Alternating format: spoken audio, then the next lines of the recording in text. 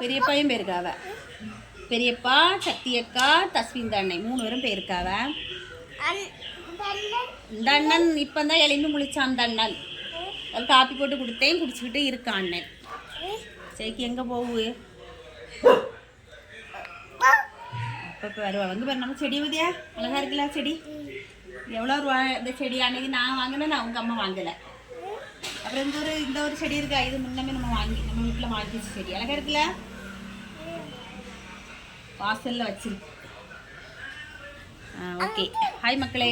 இந்த வாரம் முழுக்க நம்ம எங்கள் பூச்சிக்குட்டியை கூட்டிகிட்டு நாங்கள் ஒரு கோயிலுக்கு போகணும்.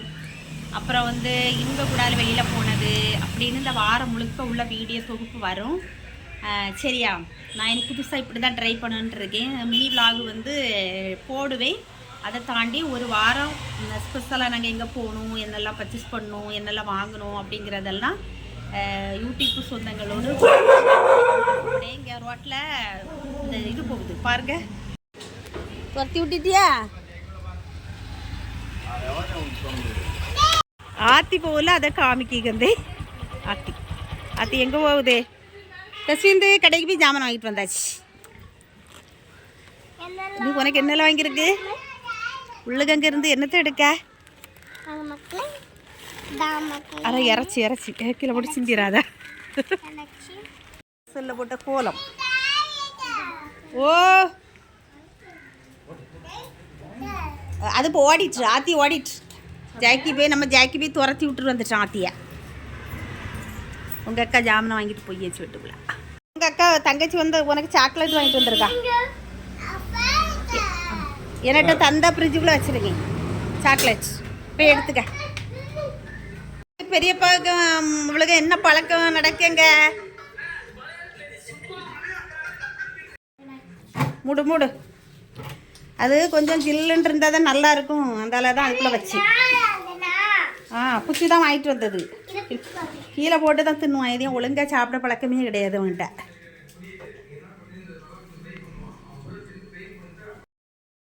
போன வாரம் வாங்கின மிக்சர் ஊறுகாய் அந்த அளவுக்கு எடுபடலை. அந்த பூண்டு ஊறுகாய் செம்மையாக இருக்குதியா. இதுதான் சீக்கிரம் தீரையும் செய்துச்சு. மரிகோல்டு பிஸ்கட்டு இது நல்லா இருக்கும். மல்லிக்கிற இது என்னது? இதை வாங்கிட்டு வந்திருக்கா சுஸ்ஸு. தஸ்விந்துக்கா இந்த 30 ரூபா தொட்டி கூட 2 அழகாக வாங்கியிருக்கலாம்.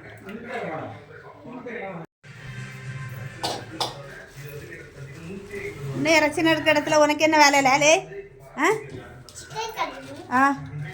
அங்கே உனக்கு என்ன வேலைன்னு கேட்குங்க. இறச்சி எடுக்கிற இடத்துல சிக்கன் வேலை. சிக்கன்லாம் வேலை செய்யாண்டா, அது உங்கள் பெரியப்பா செய்வாங்க. இப்போ பூச்சி எவ்வளோ சமத்தா ஒதுங்கி நிற்க. இது மாதிரி நீர் பூச்சி பட்டு பாவடை சட்டையில் கலக்க தான் செய்ய. பூச்சிக்குட்டி எங்கே இருக்கு? பூச்சிக்குட்டி சிரிச்சாலே ஒரு ஆளுக்கு டான்ஸ் ஆடு மோல. ஒரு டான்ஸ் ஆடு. டங் டங் டங் சின்ன சின்ன ஆசை. ஹாய் மக்களே. 2-3 வாரத்துக்கு பிறகு மட்டன் இந்த வாரம் தான் எடுத்துகிட்டு வந்தாங்க.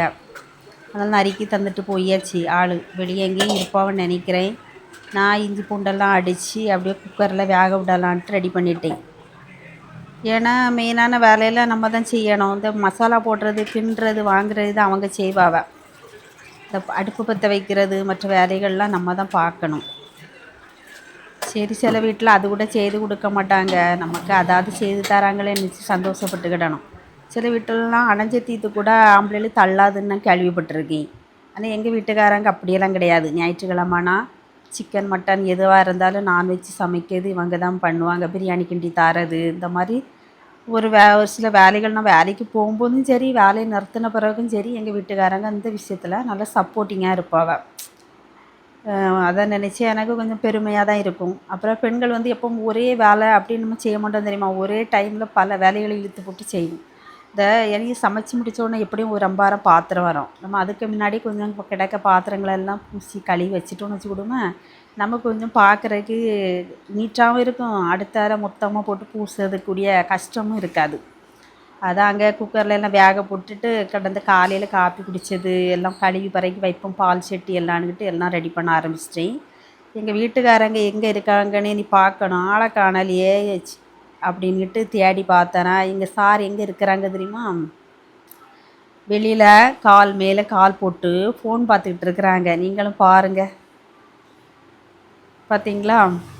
காலாட்டிக்கிட்டே இருக்கிறத இனி வருவாங்க. விசில் அடித்து முடித்ததும் கிச்சனில் வந்து மசாலா போட. இனி இன்னும் எங்கள் வீட்டுக்காரங்களுக்கு ஒரு மோசமான ஒரு பழக்கம் உண்டு வந்து எங்க. அது என்னன்னாக்கி, இப்போ நம்ம மிளகு டப்பாயில் வந்து ஃபுல்லாக மிளகு போட்டு வச்சுருக்கோன்னு வச்சுக்கிடுமே, டாப்பே தெரியாமல் அள்ளி தட்டிடுவாங்க. இப்போ உப்பு ஜாடியில் உப்பு நிறையா இருக்குதுன்னு வச்சுக்கிடுமே, அன்றைக்கி வந்து குழம்புல உப்பு ஜாஸ்தியாக இருக்கும். மிளகா பொடி ஜாஸ்தியாட்டு இருந்து டப்பா ஃபுல்லாக இருந்துன்னா அன்றைக்கி கூட்டில் மிளகா பொடி தூக்கலை போட்டுருவாங்க. இதுதான் அவங்கக்கிட்ட இருக்கக்கூடிய ஒரு வேண்டாத்தன வேலை. நான் என்ன செய்வேன், இந்த மாதிரி சமயத்தில் வந்து கிட்ட நின்று சொல்லிக்கிட்டே இருப்பேன், ஏங்க கம்மியாக பண்ணுங்கன்னு. ஆனால் இன்றைக்கி என்ன சொன்னாலும் கேட்கக்கூடாதுன்னு ஒரு முடிவில் நம்ம ஒன்று சொன்னோன்னு வச்சுக்கிடுமே, அவங்க எக்ஸ்ட்ராவே தட்டுவாங்க பார்த்துங்க.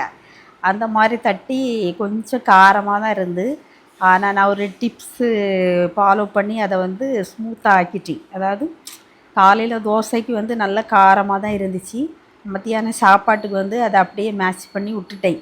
ஆனால் அதை என்ன டிப்ஸு அப்படின்னு யாராச்சும் கமெண்டில் கேட்டால் மட்டும்தான் சொல்லுவேன், இல்லாட்டி சொல்ல மாட்டேன். ஓகேவா?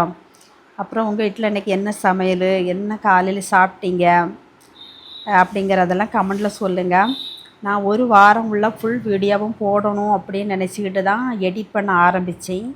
அப்புறம் என்னன்னாக்கி இன்றைக்கி எடுத்த இந்த வீடியோவே நிறைய இருந்ததுனால ஓகே, நெக்ஸ்ட்டு வீடியோவில் நம்ம ஃபுல் ஒரு வார வீடியோ போடலான்னு